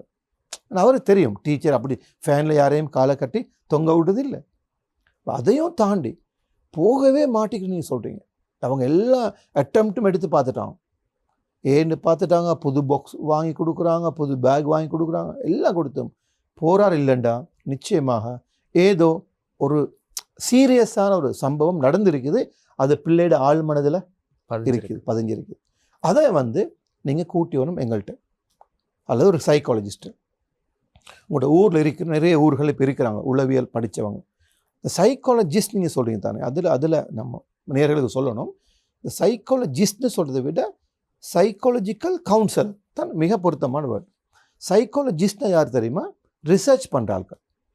ஒரு உளவியல் சம்பந்தப்பட்ட விஷயங்களை ரிசர்ச் தேடி கண்டுபிடி, ஏன் இந்த மரணம் நடந்தது, ஏன் காரணம், ஏன் இந்த சம்பவம் நடந்தது, ஏன் இவர் இப்படி ஆகிறாரு, இலங்கையில் எத்தனை ஆயிரம் பேர் இதுக்கு இந்த விடயத்தில் ஈடுபடுறாங்கன்னு அந்த உளவியல் ரீதியாக ரிசர்ச் பண்ணுறது தான் பொதுவாக சைக்காலஜிஸ்ட். பட் ஸ்டில் இன்னும் அந்த வேர்ட் யூஸ் பண்ணப்படுது. ட்ரீட்மெண்ட் பண்ணுற ஆளுக்கும் சைக்கோ தெரப்பிஸ்ட்னு ஒருத்தர் இருக்கிறார். அவர் யாருன்னா டிரெக்டாக தெரப்பியே கொடுப்பார், ட்ரீட்மெண்ட்டே கொடுப்பார், சைக்கோ தெரப்பிஸ்ட். இப்போ இந்த கவுன்சிலர்ஸ் யாருன்னு அதிகமாக பேசி கொண்டு இருப்பான். பேசுகிறது, இப்போ பேசுகிறேன்னு சொன்னால் இப்போ அவங்களோட கதைக்கிறது, வேறு ட்ரீட்மெண்ட் ஒன்றும் பண்ண மாட்டோம், விளங்குதான். அதிகமாக பேசுவோம், கொஞ்சம் ட்ரீட்மெண்ட் கொடுப்போம். தெரப்பிஸ்ட் யார் தெரியுமா? நீங்கள் வந்த உடனே உங்களை அப்படியே மயக்கிடுவார், ஒரு பெண்டனை ஆட்டுவார், அல்லது ஒரு பெண் ஒன்று அப்படியே கண்ணில் காட்டி அப்படியே சொல்லி உங்களை அப்படியே ஒரு நிலை கொண்டு போயிடுவார். இதுக்கு நான் சொல்கிறது ஹிப்னோ தெரப்பின்னு சொல்லுது. அது தூக்கமும் இல்லை, விழித்தலும் இல்லை, இடைப்பட்ட ஒரு சுச்சுவேஷன். இப்போ நம்ம சில இருப்போம், வீட்டில் தூக்கமாக இருக்கும், அப்படியே இருப்போம், கதைகள் அப்படியே இருப்போம், பட் எங்களை யாராவது தொட்டால் விளங்கும், பேசினா கேட்கும், அந்த ஸ்டேட்டை கொண்டு போவார். அது ஒரு சூப்பர் ட்ரீட்மெண்ட் தெரப்பி. அது கூடுதலாக சக்ஸஸ் ஆகுது யாருக்கு தெரியுமா? ட்ரக் அடிக்ஷன்ஸ், அல்லது ஒரு சப்ஜெக்டை மறக்கவே முடியாமல் இருக்குது, இந்த மறைக்கடிக்கணுமா இருந்தால் நாங்கள் போகணும். இந்த கவுன்சிலர்ஸ் இருக்கிறாங்க, இந்த ஹிப்னோட்டிஸ்ட் படித்தாளுக்கு. இந்த மாதிரி நான் உங்களுக்கு சொல்கிறேன்னா இதெல்லாம் ஒரு அட்வான்ஸ் சப்ஜெக்ட். இதெல்லாம் ஒரு நாளும் எல்லாருக்கும் இதை செய்ய முடியாது. அந்த துறைக்கு ஆர்வமாக வரணும், சமூக பற்றுண்டு அவங்களுக்கு இருக்கணும். எங்களோட சமூகம், எங்களோட ஊர், எங்களோட நாடுங்கிற ஒரு எண்ணம் இருக்கணும். அப்போ தான் இந்த துறைக்கு வரலாம். மணி மேக்கிங்கை டார்கெட் பண்ணி வந்தால் சரி வராது. ஸோ அதனால தான் இந்த ஃபீல்டுக்கு எல்லோரும் ஆறுதில்லை. இப்போ நாங்கள் படிக்கிற காலத்தில் எங்களோட யூனிவர்சிட்டியில் 40 பேர் தான் இருந்தோம், படித்தோம். ஃபீல்டில் இருக்கிற 5 பேர். மற்ற எல்லோரும் அந்த ஃபீல்டு இல்லை, வேறு வேறு பிஸ்னஸும் அப்படி இப்படி வேறு டீச்சிங் போயிட்டாங்க. ஸோ அப்போ இந்த பிள்ளைக்கு நாங்கள் அம்மா அப்பா முதலாவது பனிஷ்மெண்ட்டை கொடுக்கறத நிறுத்தி முதலாவது பேசணும். எங்கே வச்சு பேசுறது நீங்கள் கேட்பீங்க, வீட்டில் பேச முடியாது, எல்லாரும் இருப்பாங்க. ஸோ அந்த பிள்ளையை வெளியில் ஒரு என்வாயரமெண்ட்டு கூட்டி கொண்டு போகணும், வெளி என்வாயரமெண்ட். இதை நீங்கள் இது நல்ல இதை நாங்கள் அவங்களுக்கு சொல்லுவோம், அதாவது அந்த மைண்ட் செட்டை சேஞ்ச் பண்ணுறது. இப்போ நீங்கள் ஒரு கேள்வி கேட்கலாம், அதிகமாக இந்த லவர்ஸ் ஏன் பார்க் போகிறாங்க, ஏன் பீச் போகிறாங்க, கடைக்கு போகலாமே, பஸ் ஸ்டாண்டில் நிற்கலாமே, சூப்பர் மார்க்கெட் போகலாமே. ஏன்னா அந்த என்வாயரமெண்ட் நிறைய இம்பேக்ட் செலுத்தும். மூட் ஸ்விங், மூட் சேஞ்ச் இதெல்லாம் எங்கே நடக்குது, அந்த என்வாயரமெண்ட் சேஞ்ச். அதனால தான் நம்ம நிறைய குடைகள்லாம் காண்றோமே கோல்ஃபே சைட்லாம், இதெல்லாம் அந்த கடலோரங்கள், பீச், அந்த காற்று, அதெல்லாம் அந்த மூட் ஸ்விங் சேஞ்ச் ஆகும். ப்ளஸ் பாசிட்டிவ் எனர்ஜி இருக்குது கடலில். அதுவும் தெரியுமோ தெரியாது நிறைய பேர், கடல் என்ன இருக்குது, பாசிட்டிவ் எனர்ஜி. நாங்கள் சொல்லுவாங்க முந்தைய காலத்தில் அந்த கடல் நீரால் கழுவுங்கம்மாங்க சில வீடுகளை. ஆமாம், ஏன்னா கடல் நீரில் பாசிட்டிவ் எனர்ஜி இருக்குது, ஜேர்ம்ஸும் கில் ஆகுது, ப்ளஸ் எனர்ஜியும் இருக்குது. ஸோ இது அந்த அம்மா அப்பா அந்த பிள்ளைகிட்ட கேட்கணும். அம்மா அப்பாட்ட அந்த பிள்ளை சொல்லணும் இருந்தால் முதலாவது அந்த பெற்றோர் ஃப்ரெண்ட்லியாக இருக்கணும். அப்பா இருக்கிறாரு ஹிட்லர் மாதிரி, அப்பாட்ட எந்த கேள்வியுமே கேட்க முடியாது. அப்போ அந்த பிள்ளை சொல்லுமா பிரச்சனையை, ஒரு நாளும் சொல்லாது. அதனால் முதலாவது அம்மா அப்பா ஃப்ரெண்ட்லியாகணும். அந்த பிள்ளைக்கு அம்மா அப்பா ஹேண்டில் பண்ண முடியவில்லை என்றால் அந்த அம்மா அப்பா யோசிக்கணும், அந்த பெற்றோர் இந்த பிள்ளையோட யார் வீட்டில் ஃப்ரெண்ட், சித்தி, அம்மம்மா. ஸோ அவங்க பேசி அந்த பிள்ளைகிட்ட இருந்து பிரச்சனையை கேட்கலாம். ஏன் நீங்கள் பாடசாலை போக மாட்டேங்கிறீங்க, ஸ்கூல் என்ன ப்ராப்ளம், அப்போ தான் நான் சொல்லுவேன். நான் யாருக்குமே சொல்ல மாட்டேன், ப்ளீஸ் நீங்கள் எனக்கு சொல்லுங்கள். அப்படி தான் நாங்களும் கதைக்கிறேன். அம்மா அப்பாவுக்கு நான் சொல்ல மாட்டேன், ஆனால் சொல்ல மாட்டேன் சொல்லக்கூடாது, அது வேறு மாதிரி நாங்கள் சொல்கிறது. இது மாதிரிலாம் நாங்கள் கதைச்சி அவங்களோட நோமலுக்கு கொண்டு வந்த பிறகு அடுத்தது நாங்கள் டீச்சர்ஸுக்கு ஒரு சின்ன ஒரு அட்வைஸ் ஒன்று கொடுப்போம், பேரண்ட் ஊடாக சொல்லி. என்னன்னு சொன்னால், அடுத்த நாள் கிளாஸ் வரும்பொழுது ஒரு சாக்லேட்டை கொடுங்க, இறக்கமாக 2 வார்த்தைகளை பேசுங்க, கொஞ்சம் அவள் ஸ்ட்ரெஸ்ஸாக இருக்கிறா, கொஞ்சம் அதட்டாதீங்க, ஏசாதீங்க அப்படின்னு நாங்கள் சில ஐடியாக்களை கொடுப்போம். அதான் அவங்க டீச்சருக்கு சொல்லுவோம். ஏன்னா ஒரு பிள்ளை பாடசாலை விட்டு நிற்கிறான்னு சொன்னால் அந்த டீச்சர் பெரிய ஒரு மிஸ்டேக் விடுறாங்க. அவங்கள டீச்சராக அவங்களுக்கு அந்த அந்தஸ்து அவங்களுக்கு இல்லை. அவங்களோட வேலை படிப்புறது மட்டும் இல்லை, எல்லா பிள்ளைகளும் பாடசாலை வர வைக்கணும். ஒரு காலம் இருந்தது பிள்ளைகள் ஸ்கூலுக்கு போகிறது இல்லை இல்லைங்கதா, என்ன அந்தளவு பயம் டீச்சர்ஸுக்கு இல்லைங்கதா. ஆனால் நீங்கள் பாருங்கள், சில ஸ்கூல்ஸ் இருக்குது ஆட்கள் போக விருப்பம், மார்னிங்கே பிள்ளை எழும்பிடும், நான் இன்றைக்கி ஸ்கூல் போக போகிறேன்னு அவளே சொல்லுவாள். தட்ஸ் அ குட் ஸ்கூல், நல்லா வச்சிருக்கலாம். நிச்சயமாக. அதாவது மாணவர்கள் மத்தியில இந்த பாடசாலை போக முடியாது, படிக்க முடியாதுன்ற காரணம் அந்த சுற்றியுள்ள அந்த சூழ்நிலை தான் அவங்களுக்கு அப்படி ஒரு சந்தர்ப்பத்தை ஏற்படுத்துது அப்படின்னு சொல்லியிருந்தீங்க. அடுத்ததாக ஒரு கேள்வி அப்படின்னு பார்ப்போமா இருந்தா சூசைட். ஆரம்பத்துல சில விஷயங்கள் எங்களுக்கு சொல்லியிருந்தீங்க. அதையும் தாண்டி மக்கள் மத்தியில அன்றைய காலம் தொட்டு இன்றைய காலம் வரைக்கும், அதுவும் இன்றைய காலகட்டங்கள்ல இந்த சூசைடுன்றது ஒரு சாதாரண விடயமா போயிருச்சுன்னு சொல்லலாம். அதுவும் ஸ்ரீலங்கால நிறைய பேர் தன்னோட உயிரை பறி கொடுக்குறாங்க சில பிரச்சனைகள் காரணமாக. உங்களுடைய கருத்து அது என்னவா? இதுவும் ஒரு பெரிய ஒரு டாபிக் நண்பரே. அதாவது இந்த இந்த இந்த சூசைடும் கட்டாயமாக அது சமூகம் தான் காரணம், அந்த நபர் இல்லை காரணம். உங்களோட ஊர்லேயோ எங்களோட நாட்டிலையோ யாரும் இறந்து போனால் நீங்களும் அதுக்கு ஒரு பொறுப்புதாரி, நானும் ஒரு பொறுப்புதாரி. ஏன்னா நாங்கள் ஏதோ முக்கியமான ஒரு சப்ஜெக்டை மறந்துட்டோம் செய்கிறதுக்கு. சமூகம் பொறுப்பு, நாட்டுள்ள எல்லாருமே பொறுப்பு. அவர் அந்த வேலையை செஞ்சது. ஒருத்தரை ஈஸியாக தற்கொலை பண்ணிடுவார், ஆனால் அவங்களோட குடும்பம் பட்ட பாடு இருக்குது, வெரி சேட், ரொம்ப ஒரு கவலை. அதெல்லாம் யோசிக்கணும் நாங்கள் செய்கிறதுக்கு முதல்ல. அப்போ இதுக்கு பல காரணம் இருக்குது தற்கொலை பண்ணுறதுக்கு. அதில் ஒன்று தான் இந்த அவங்களுக்கு ஏற்பட்ட ஃபேமிலி ப்ராப்ளம்ஸ். WHO ரிப்போர்ட் படி 25% ஆஃப் த சூசைட் காரணம் ஃபேமிலி வயலன்ஸ், குடும்ப பிரச்சனை, சொத்து பிரச்சனை, relationship problem, love issues, trust issues, நம்பிக்கை இல்லை, இதெல்லாம் ஒரு காரணம். ரெண்டாவது ஃபைனான்ஷியல் ப்ராப்ளம்ஸ். ரெண்டாவது 25% மென்டல் டிஸார்டர்ஸ். அவர் தற்கொலை பண்ணுற ஐடியா இல்லை, பட் பண்ணிட்டார். ஏன்னா ஏதோ ஒரு மென்டல் டிஸார்டர் இருந்திருக்கிறார். நம்ம சொல்லுவோம் டிப்ரெஷனாக இருக்கலாம், ஒரு யோசனையாக இருக்கலாம், ஒரு பிரச்சனையை பற்றி ஒரு 5 இயர்ஸ் ஒருத்தர் அதிகமாக யோசிப்பாராக இருந்தால் டெஃபினட்டாக அவருக்கு ஒரு டிப்ரெஷன் வந்துடும் 5 இயர்ஸ். ஆகவே அம்மா அப்பா நண்பர்கள் கட்டாயம் பார்க்கணும் என்ன ப்ராப்ளமில் இவங்க இருக்கிறாங்க. டீச்சர்ஸ் இப்போ என்ன ஸ்கூல் சில்ட்ரனும் இப்போ பெர்சன்டேஜ் நம்ம நாட்டில் கூடிக்கொண்டு வருது. சூசைட் பார்க்கணும். ஏன் இவங்க இப்படி இருக்கிறாங்க, ஏன் தனியாக போகிறாங்க, லோன்லி, தனிமையை விரும்புகிறது. அது வெரி வெரி இம்பார்ட்டன்ட். வீட்டில் அம்மா அப்பா அதை பார்க்குறது இல்லை. இன்றைக்கு எல்லாருக்கும் வீட்டில் ரூம் கொடுத்துருக்கிறாங்க, தனி ரூம், வெரி டேஞ்சரஸ். அந்த ரூமை லாக் பண்ணுறாங்க. முதலாவது அம்மா அப்பா ரூல் போடணும், ரூமை லாக் பண்ணக்கூடாது. ஓப்பன் அதாவது கதவை சும்மா சாத்துங்க, லாக் பண்ணாதீங்க. முதலாவது அம்மா அப்பா பெர்மிஷன் எடுத்து நாக் பண்ணி உள்ளுக்கு போகலாம். அடுத்தது ஃபோன். இந்த சூசைடுக்கு அடுத்த ஒரு காரணம் அதிகமான மென்டல் டிஸார்டர்ஸுக்கு, ரிலேஷன்ஷிப் ப்ராப்ளமுக்கு மொபைல் ஃபோனை நாங்கள் சிறுவர்களாக இருந்தாலோ அல்லது இளைஞர்களாக இருந்தாலோ வீட்டில் அம்மா அப்பா பொறுப்பாக இரவு 11 மணி மேக்ஸிமம் அந்த ஃபோனை வாங்கி எடுத்து அம்மா அப்பா லாக் பண்ணி வச்சிடணும் வீட்டில். நைட்டுக்கு ஃபோன் கொடுக்கவே கூடாது.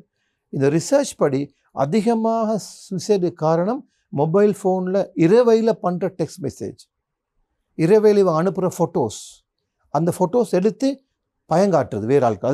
அதுக்கு ஒரு மாஃபியா டீம் இருக்கிறாங்க, விளங்குதா?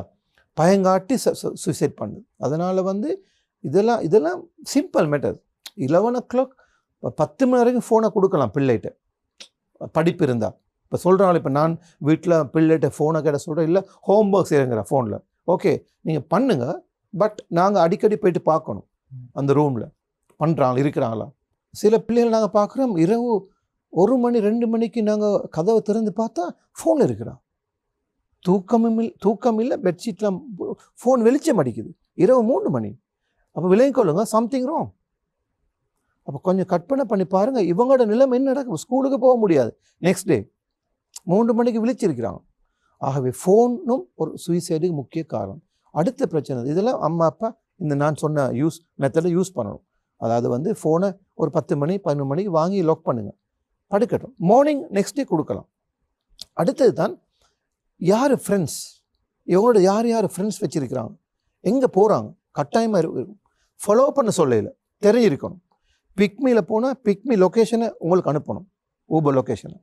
இப்போ நீங்கள் தெரிஞ்சுக்க, ரைட், ஓகே இவ போய் கொண்டிருக்கிறாங்க. அப்படி கொஞ்சம் ஸ்ட்ரிக்ட்னஸ் சொல்லியிருக்கணும் அம்மா அப்பா. ஏன்னா இப்போ இருக்க காலம் ரொம்ப மோசம். உங்களோட பிள்ளை நல்லம், உங்களோட பையன் ஓகே, உங்களோட daughter is okay, but situation is very bad. உங்களை நாங்கள் சந்தேகப்படையில்லை. நீங்கள் சொல்லணும் உங்களோட பிள்ளைகிட்ட, நான் உங்களை சந்தேகப்படையில்லை, I know you are my daughter, you are my son, but situation is very bad, environment is very bad அப்படின்னு சொல்லி நாங்கள் அவங்களுக்கு ஒரு நல்ல ஒரு அட்வைஸ் கொடுக்கணும். அடுத்தது தான் ஃபைனான்ஷியல் ப்ராப்ளமால் ஏற்படுகின்ற சூசைட். இறுதியாக அடுத்தவங்களோட ப்ரெஷர், டீச்சர்ஸ்ட pressure, homework pressure, university pressure, job pressure, என் ஆம்பிஷன் எனக்கு அடைய முடிய இல்லைங்கிற ப்ரெஷர். ஒரு கிட்டத்தில் நடந்த சம்பவம், ஒரு லேடி மேரி பண்ணி 5 இயர்ஸ் ஆகுது, பபா இல்லை, குழந்தை பாக்கியம் இல்லை. இந்த குழந்தை பாக்கியம் இல்லைங்கிற ஒரு செஞ்சு குடும்பத்தில் அதிகமாக பேசுகிறாங்க. நீ ஒரு ஒழுங்கான பெண் இல்லை, நீ ஒரு மலடி, இது மாதிரி வேர்டு நிறைய இருக்குது. இப்போ மனசை பாதிக்கிற வேர்டு. இதனால் அவள் தற்கொலை பண்ணுறான். எத்தனையோ குடும்பத்தில் 5 வருடத்துக்கு பிறகு 6 வருடம் குழந்தை பாக்கியம் கிடைச்சிருக்குது. ஸோ அதையும் நாங்கள் நிகழ்ச்சியில் சொல்லணும். குழந்தை பாக்கியம் கிடைக்காம வைக்கிறதுக்கும் ஒரு காரணம் சைக்காலஜிக்கல். அப்போ அவங்களும் சைக்காலஜிஸ்ட்டை நாடலாம். இப்போ ஒருத்தர் கேட்குறாரு, ஏன் நான் கவுன்சிலிங் போகணும், நான் என்ன மென்டலான்னு கேட்குறாரு. மென்டல் ஆட்களுக்கு மட்டுமில்லை கவுன்சிலிங். இப்போ இருக்க சிச்சுவேஷனில் நான் சொன்னேன் உங்களுக்கு, 10ல் 2 பேர் இஸ் மென்டலி 100ல் 2 பேர் மென்டலி இஃபெக்டட் கொஞ்சமாக. அதனால் அவங்களும் கொஞ்சம் என்ன செய்யணும், இது கதைச்சி என்ன ப்ராப்ளம்னு அவங்க பார்க்கணும். அப்போ ஃபைனான்ஷியல் ப்ராப்ளமால் இப்போ நம்ம நாட்டில் சில ஏரியாக்கள் இருக்குது, சில மாவட்டங்கள், அங்கே அந்த வட்டி எடுக்கிற பழக்கம் இருக்குது அவங்கள்ட்ட. கந்து வட்டி ஹை ரேட் அப்படிலாம் கொடுத்து வட்டி. அப்போ அதை எடுத்து அவங்க வெளிநாட்டு பயணங்கள் போகிறது, ஃபெயிலியர் ஆகும், திரும்பி வந்துடுவாங்க. இதில் ஒரு பெரிய பிரச்சனை, இந்த வட்டியை திரும்ப அவங்கள கட்ட முடியாது. இதனால் பல குடும்பங்கள் ஃபெமிலியாகவே தற்கொலை பண்ணியிருக்கிறாங்க இலங்கையில். அதனால் கட்டாயமாக ஒவ்வொரு இந்த துறையில் இருக்கிற ஆட்கள் அல்லது சோஷியல் ஆக்டிவ் சமூக ஆர்வலர்கள் கட்டாயமாக இதை அவேர்னஸ் பண்ணணும். இந்த வட்டி கொடுக்கறது எடுக்கிறதெல்லாம் நிப்பாட்டணும். பேங்க் ஓகே இது அவங்க இல்லை, வீட்டில் வந்து ஃபோர்ஸ் பண்ணுவாங்க, தர்ஜனை பண்ணுவாங்க. நீங்கள் நாளைக்கு நான் வருவேன், இல்லாட்டி நான் உங்களோட பிள்ளையை கொண்டு போயிடுவேன்னு சொல்லுவாங்க. உங்களோட சாமான் எடுத்து வீட்டுக்கு வெளியே போட்டுருவேன்னு சொல்லுவாங்க. இதெல்லாம் பயந்து அந்த அம்மா அந்த குடும்பம் அப்படியே தற்கொலை பண்ணிக்கிறாங்க. அதனால் அதாவது சொல்லுவாங்க தானே, விரலுக்கு தக்கத்தான் வீக்கம் இருக்கணும். அது மாதிரி உங்களுக்கு முடியுமா இருந்தால் அந்த காசு எடுத்து அந்த வேலையை செய்யுங்க. அதை கடனை உங்களுக்கு கொடுக்க முடியாதா, நீங்கள் எடுக்காதீங்க கடன். உங்களோட ப்ராப்பர்ட்டிகள் இருந்தால் நாங்கள் இதெல்லாம் பண்ணுறது ஐடியா கொடுக்குறது அவங்களுக்கு. ப்ராப்பர்ட்டிகள் இருந்தால் அந்த ப்ராப்பர்ட்டியை நீங்கள் சொத்துக்களை விற்று நீங்கள் ட்ரை பண்ணுங்கள். ஃபெயிலியராக போனால் சொத்து போயிடும், நோ ப்ராப்ளம், பிரச்சனை இல்லை, உயிர் இருக்குமே. ஆகவே இந்த சூசைடுக்கு இதெல்லாம் ஒவ்வொரு காரணங்கள். சூசைட் அப்படின்னு சொல்லும்போது ஒரு மனிதன் வந்து தன்னுடைய வாழ்க்கை மட்டும் இல்லாமல் தன்னை சுற்றியுள்ள அனைவருடைய வாழ்க்கையும் வந்து ஒரு கட்டியிருக்கக்கூடிய விஷயமா காணப்படுது. இந்த சூசைட்லேருந்து வெளியில் வரணும், அதாவது தற்கொலையிலேருந்து ஒரு மனிதன் வந்து முடிவெடுக்கக்கூடிய விஷயங்கள்லேருந்து வெளியே வரணும் அப்படின்னு சொல்ல போகுமா இருந்தால் வந்து இந்த பாட்டு சில விஷயங்கள், அதுவும் நிறைய சிம்டம்ஸ் நீங்கள் சொல்லியிருந்தீங்க, இந்த பாட்டு நிறைய விஷயங்கள் கலந்து இருக்கும். அடுத்ததாக ஒரு கேள்வி அப்படின்னு சொல்ல போகுமா இருந்தால் உளவியல் சம்மந்தப்பட்ட பிரச்சனைகள் வந்து எதிர்காலத்தில் எப்படி இருக்கும் இலங்கையில்? அதாவது இப்போவே ஆல்மோஸ்ட் கூடிக்கொண்டு, நான் சொன்ன முதலாவது எவ்ரி இயர் ஒவ்வொரு வருடங்களும் ஒவ்வொரு பர்சன்டேஜ் ஹையர் ஆகிக்கொண்டு வருது. சரியா? நாங்கள் இந்த அமெரிக்கன் சைக்காலஜி அசோசியேஷன் ஜேர்னல்ஸ் இப்படி நிறைய எங்களுக்கு ட்ரைனிங் கொடுப்பாங்க. அதில் நாங்கள் பார்த்து கொண்டு வரோம். அதாவது உடல் நோய்களை விட உளநோய்கள் இப்போ அதிகரித்து கொண்டு வருது. அந்த உளநோய்களை கண்டுபிடிக்கக்கூடிய அந்த நாலேஜ் டாக்டர்ஸுக்கு குறையும். அவங்க அந்த சப்ஜெக்ட் படிக்கல. சொன்ன உங்களுக்கு அவங்க வந்து அதாவது சைக்கேட் டாக்டருக்கு தெரியும், மென்டலான பிறகு மென்டல் டிஸார்டருக்கு டேப்லெட் கொடுப்பார். எடுத்த உடனே நாங்கள் டேப்லெட்டுக்கு போகக்கூடாது. அதான் நான் சொல்லுவார்.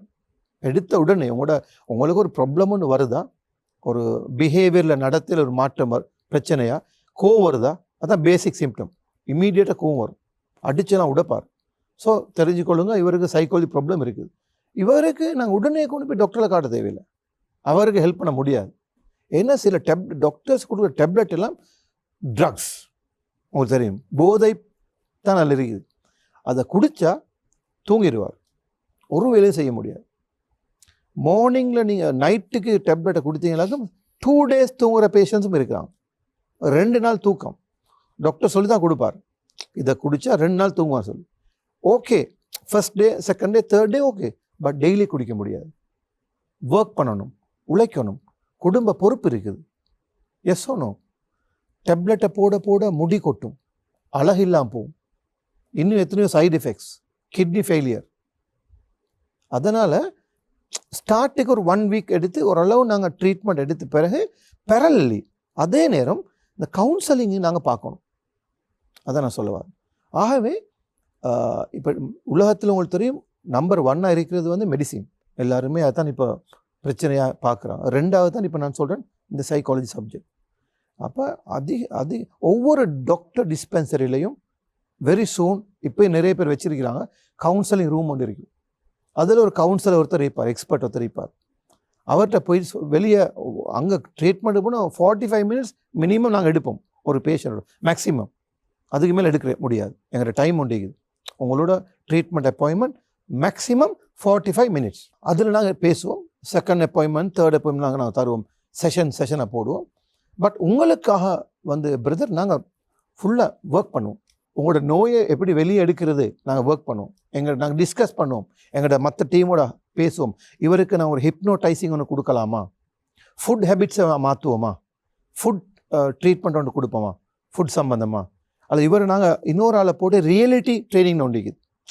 உதாரணமாக சும்மா சொல்லுமே, உங்களுக்கு ஆளுமை இல்லைன்னு ஒரு ப்ராப்ளம் சொல்கிறீங்க. முந்தி நான் நல்லா மீடியாவில் பேசுவேன், இப்போ பேச வருதில்லை.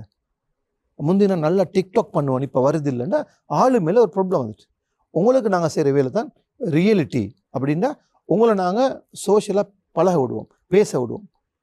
அதே மாதிரி இன்னொன்று ஃபோபியா, அதெல்லாம் இப்போ அதிகரித்து கொண்டு வருது. நீங்கள் கேட்ட கேள்வி, பயம், எக்ஸாமுக்கு பயம், ஃப்ளைட்டில் ஏறுறதுக்கு பயம், லிஃப்டில் ஏற பயம், நெருப்பட்டிய பத்திரத்துக்கு பயம். சுவிட்ச் ஆன் பண்ண பயம், லிஃப்டில் போகிறதுக்கு பயம், இதெல்லாம் ஃபோபியாஸில் வர்றது. விளங்குதா? மெரி பண்ண பயம், அப்படியான கேஸும் மிகுது. அப்போ இதெல்லாம் வந்து நாங்கள் தெரப்பி மூலமாக கொடுப்போம். இதெல்லாம் இப்போ அதிகரிச்சு, இதெல்லாம் முந்தி நாங்கள் கேள்விப்படையில்லை. இப்போ பாருங்கள், இந்த அந்நியன் படம் நீங்கள் பார்த்துருப்பீங்க. இது ஒரு டிஸார்டர். இதுக்கு பேர் மல்டிபிள் பர்சனாலிட்டி டிஸார்டர். அது பேயும் இல்லை, பிசாசும் இல்லை. அது அவரே அவரோட கேரக்டரை சேஞ்ச் பண்ணிக்கொள்கிறாரு. இவ்வளோதான். வேறு அது நல்ல நல்ல சப்ஜெக்ட் உண்டு. அது நாங்கள் என்ன செய்கிறது, கவுன்சலிங் மூலமாக நார்மலுக்கு கொண்டு வரலாம், அல்லது மெடிசினை கொடுத்து பேரலி ரெண்டையும் நாங்கள் அதை நார்மலுக்கு கொண்டு வரலாம். ஆகவே நிச்சயமாக நல்ல எதிர்காலம் இருக்குது இந்த கவுன்சலிங் துறைக்கு. உங்களோட ஃபேமிலியில் ஒவ்வொருத்தரும் இதை படிக்கணும், உருவாக்கணும். சேவைகள் நாங்கள் நிறைய தயவு செய்யணும். எல்லாருமே நாங்கள் சொல்லுவோமே, எல்லாருமே இப்போ மென்டல் சொல்லுவோம். அப்படி சொல்லித்தான் ஏதோ ஒரு படத்தில் விஜய்க்கு பிரச்சனை வந்தது. சரியா? எல்லாரும் மென்டலாக சொல்லு. அதிகமான மென்டல் கேஸ் இன்றைக்கி எவ்வளோத்துல இருக்கிறாங்க. அதிகமாக இன்றைக்கி நம்பி ஒருத்தரை மெரி பண்ண முடியாமல் இருக்குது. Mental disorder. ஒரு லேடியோ ஜென்னோ ஒரு வேலைக்கு ஒருத்தர் எடுக்கல மாட்டேங்குது. பார்த்தா டிப்ரெஷன் டேப்லெட் போட்ட ஒரு லேடி. பிறகு தான் நாங்கள் கேள்விப்படுறோம், வேலைக்கு வந்த பிறகு அவள் ஒரு பெரிய ஒரு நோயில் இருந்தான்னு சொல்லி. அப்போ இப்போ யாரை பார்த்தாலும், ஆகவே இதுக்கு கட்டாயமாக இந்த துறை டெவலப் ஆகணும். இந்த துறைக்கு நிறைய பேர் டிமாண்ட். அதாவது பயோமெடிக்கல் சயின்ஸ் ஸ்டூடெண்ட்ஸ், அதே போல் வேறு வேறு ஃபார்மசி படிக்கிற ஆட்கள், டீச்சர்ஸ் கூட இந்த துறையை ஒரு எக்ஸ்ட்ராவாக அவங்க இதை ப்ராக்டிஸ் பண்ணலாம். பண்ணி இந்த துறையில் வந்தாங்கன்னு சொன்னால் நல்ல ஒரு ஆரோக்கியமான உலகத்தை, மக்களை, சமூகத்தை நாங்கள் உருவாக்கலாம். கட்டாயம் அழகாக சொல்லியிருந்தீங்க. அதாவது சமூகம் சார்ந்த விஷயங்கள்னு வரும்போது நிறைய பிரச்சனைகள் இருக்குது. அந்த பிரச்சனைகளில் நல்லதும் இருக்குது, கெட்டதும் இருக்குது. அந்த கெட்டதுக்கு தான் வந்து எங்களுக்கான மன அளவுக்கான பாதிப்புகளை உள்ளாக்குறதுக்கு ஒரு முக்கிய காரணம் இந்த பிரச்சனைகளை காணப்படுது. இன்றைய நாள் எங்களுடைய தமிழை வணக்கம் நிகழ்ச்சியின் அதிதி பக்கத்தோடு இல்ஹாம் மரிக்கார் அவர்கள் இணைந்திருங்க. நிறைய விஷயங்கள் கலந்துரையாடும். அதில் முக்கியமாக வந்து இந்த மனநலம் சார்ந்த பிரச்சனைகளாக இருக்கட்டும், அதில் எப்படி வெளியில் வருது, அது சம்மந்தப்பட்ட ஆலோசனைகள், நிறைய விஷயங்களை கலந்துரையாடணும். எங்களுடைய தமிழை வணக்கம் நிகழ்ச்சிக்கு வந்ததுக்கு ரொம்பவும் நன்றி. நன்றி. Thank you very much.